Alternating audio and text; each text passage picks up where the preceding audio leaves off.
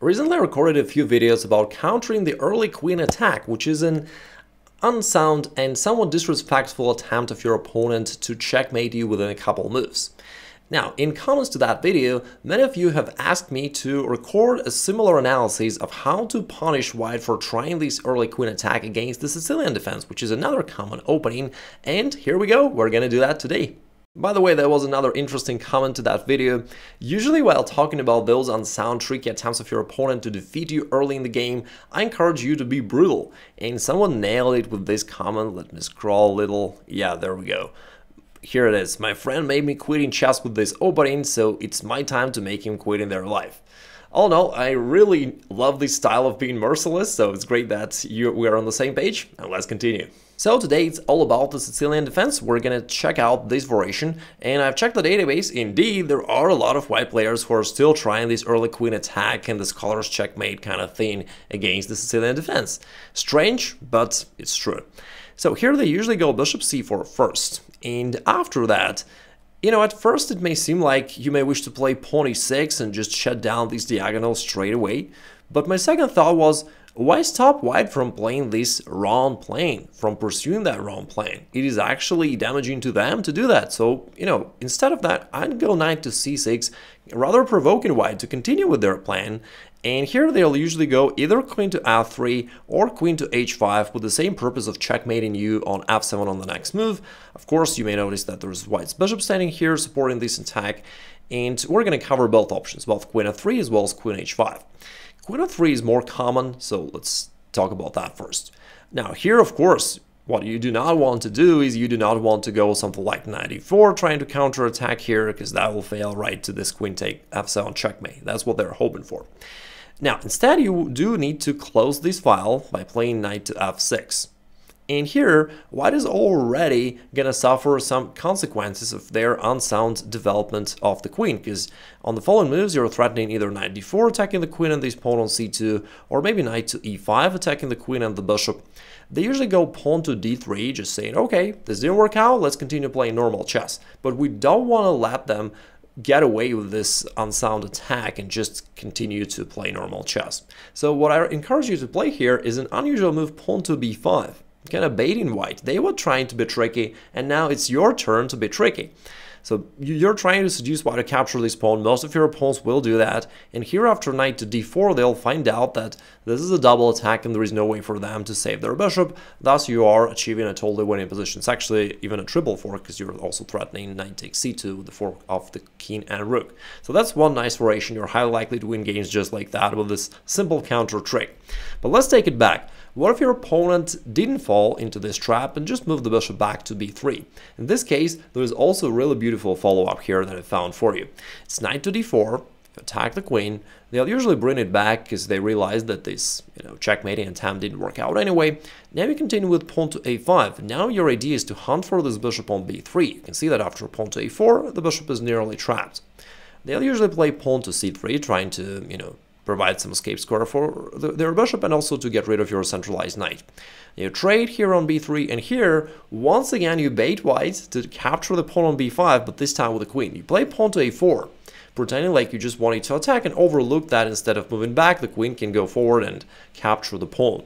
And here comes the trap. You go rook to a5, and it turns out that white's queen is going to be trapped. For example, after queen to b8, you shut the door by going pawn to d6 so that the queen can no longer escape through this diagonal, and on the next move after whatever white plays here, you go knight to d7, and then you go capture the queen, and it has no square to escape to. So it's really, I think, there is some ultimate justice in the way that they tried this unsound early queen attack and the queen was punished for that, and now you're capturing it and winning the game. Alright, let's continue to the second variation that you gotta know. So today it's all about the Sicilian Defense. By the way, if you haven't watched my videos about countering early queen attacks after pawn e5, I'll leave the links in the description down below. I've already recorded a few videos and they've been very popular, so I think people are enjoying and benefiting from them, so you may check them out just as well. Anyway, today let's switch back to the Sicilian Defense. They go bishop c4, you play knight to c6, allowing them their early queen attack, and we've just covered queen to f3. Now let's take a look at queen to h5, trying to checkmate you that way. Another trick white is hoping for is if you play automatically pawn to g6, trying to close this diagonal, then at least they're going to grab this pawn on c5 and they got something out of their early queen attack, so it was kind of successful. Now instead of pawn to g6, you do want to play pawn to e6. This way not only you cover this diagonal, but also you open up bishop so that it starts defending this pawn on c5 and white can no longer capture it. They'll usually just play knight f3, trying to simply continue their development, and here you go knight f6, trying to attack this queen. It's a common theme in all these variations. You can see that the way to punish this early queen attack is by attacking that queen, because that's why classical chess rules suggest you not to expose your queen too early in the game, because it will give your opponents extra temples by attacking that queen, and that's exactly what you're doing here to white. So knight f6, you're attacking the queen, attacking this pawn on e4, which forces white to go queen to h4.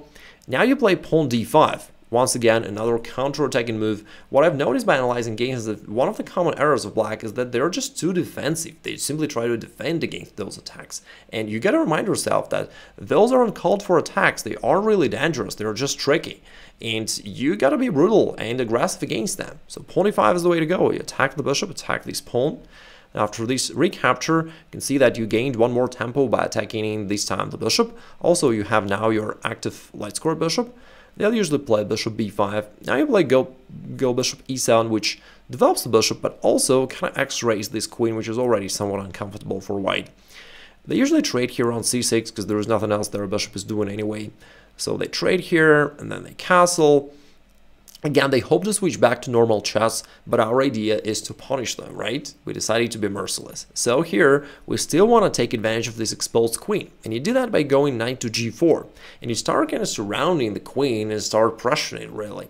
And there aren't that many good squares for the queen to go to. Well, first off, you're attacking it, okay? You're going to capture it. Now, the queen can never really go back to h3, because then it goes under this x-ray, and you can jump knight to f2 or knight to e3 and win the game that way. We're going to talk about that in a moment. If the queen goes back to g3, you can chase it with bishop d6, also targeting this pawn potentially. So that also is not helpful. In most cases, they go queen h5. They still hope to keep their queen closer to your king so that they can somehow attack you later.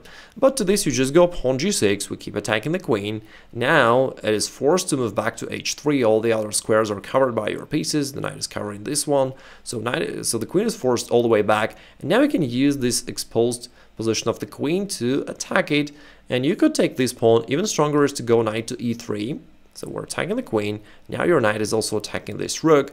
And after the queen goes somewhere, it doesn't matter. Queen g3, you could take the rook. That would be good enough to win the game. Even stronger is to capture this pawn on c2. Because in this case, you grabbed one pawn. And now you want to win this rook for nothing, right? So knight takes f1 was an exchange of your knight for the rook, which is still good, but knight to c2 aims to win it for free, and maybe we'll try to somehow capture a knight there in the corner of the board, but it'll still take effort for them, and it's unclear if they'll succeed. So that just gives you this decisive material advantage. Currently you're a pawn up, you're going to get the free rook in the next move, and that's how you punished white for trying this unsound attack against you. If you want to know my best training methods that I use with my private students to help them level up their chess results quickly, you may check out this free masterclass by clicking the link over there. Have a great rest of the day, and I'll talk to you soon.